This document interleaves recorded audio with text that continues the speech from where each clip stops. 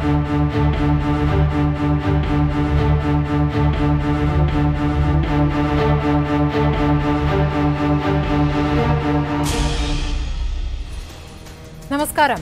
ദിലീപിന് ജാമ്യമില്ല. ഇരയാക്കപ്പെട്ടവൾ ഒന്നുകിൽ മിണ്ടാതിരിക്കും അല്ലെങ്കിൽ ആത്മഹത്യ ചെയ്യുമെന്ന് പറഞ്ഞയാൾ പുറത്തിറങ്ങിയാൽ നടിയെ മിണ്ടാതാക്കിയേക്കുമെന്നായിരുന്നു പ്രോസിക്യൂഷന്റെ ആശങ്ക. അത് അതേപടി അങ്കമാലി മജിസ്ട്രേറ്റ് കോടതി ശരിവെച്ചു എന്നാണ് പബ്ലിക് പ്രോസിക്യൂട്ടർ എ സുരേഷൻ എന്ന് പറഞ്ഞത്.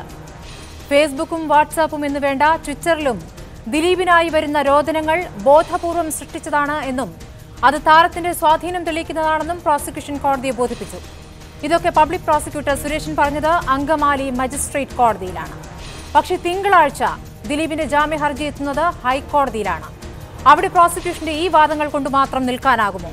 പറ്റില്ലെന്നാണ് നിയമവിദഗ്ധർ പറയുന്നത്. പ്രതി ജയിലിലായി 4-ാം ദിവസം ജാമ്യം കൊടുക്കുന്ന പതിവ് കീഴ്ക്കോടതിയിലില്ല എന്നതും ഒരു യാഥാർത്ഥ്യമാണ്.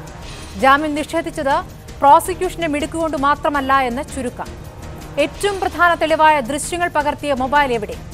പൾസർ ദൃശ്യങ്ങൾ പകർത്തിയ മൊബൈൽ ദിലീപിന് കൊടുത്തെന്ന് പോലീസ് പറയുന്നു. ദിലീപിനെ ഇത്ര ദിവസം കസ്റ്റഡിയിൽ കിട്ടിയല്ലോ, തൊണ്ടി പിടിച്ചെടുത്തോ? ഇല്ല. പകരം പ്രതിഭാഗം തന്നെ ദിലീപിന്റെ 2 മൊബൈലുകളും കോടതിയിൽ തന്നെ കൊണ്ടുകൊടുത്തിരിക്കുന്നു. എന്തിനാ? തിങ്കളാഴ്ച ഹൈക്കോടതിയെ ബോധ്യപ്പെടുത്താൻ താൻ പൂർണ്ണമായും അന്വേഷണത്തോട് സഹകരിക്കുന്നുവെന്ന്. പ്രതിഭാഗം പറയും പോലെ ഒരു ക്രിമിനലായ പൾസർ സുനി പറഞ്ഞ കാര്യങ്ങളല്ലാതെ ദിലീപിനെതിരെ എന്തൊക്കെ തെളിവുകൾ പോലീസിന് സമാഹരിക്കാനായി എന്ന സംശയം വരുമ്പോൾ സൂപ്പർ പ്രൈം ടൈം ചോദിക്കുന്ന 6 ചോദ്യങ്ങൾ ഇവയാണ്. 1. ദിലീപിന് ജാമ്യം നിഷേധിക്കപ്പെട്ടത് പുറത്തിറങ്ങിയാൽ നടിക്ക് അപകടമുണ്ടാകുമെന്ന പ്രോസിക്യൂഷൻ വാദം ശരിവെച്ചുകൊണ്ടു. 2.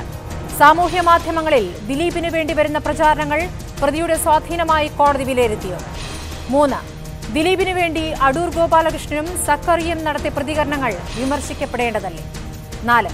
ഏറ്റവും പ്രധാന തെളിവായ മൊബൈൽ കണ്ടെത്താനാകാതെ പോലീസിന് കേസ് തെളിയിക്കാനാകുമോ? 5. സൗമ്യ കേസിൽ ഗുരുതര വീഴ്ച വരുത്തിയ പബ്ലിക് പ്രോസിക്യൂട്ടർ ഈ കേസിലും എത്തുമ്പോൾ ആശങ്കപ്പെടേണ്ടതല്ലേ? 6. ദിലീപ് മൊബൈലുകൾ കോടതിക്ക് നൽകിയത് കേസുമായി സഹകരിക്കുന്നുവെന്ന് ഹൈക്കോടതിയെ ബോധ്യപ്പെടുത്താൻ. Advocate Jayashankar, advocate Ashi, CPM MLA A Noushad, സാമൂഹ്യ പ്രവർത്തകയും എഴുത്തുകാരിയുമായ CS ചന്ദ്രിക എന്നിവരാണ് ചർച്ചയിൽ പങ്കെടുക്കുന്നത്. റിട്ടയർഡ് SP ജോർജ് ജോസഫും സിനിമാ നിർമ്മാതാവ് സജി നന്ദിയാട്ടും പിന്നീട് ചർച്ചയിൽ പങ്കുചേരും.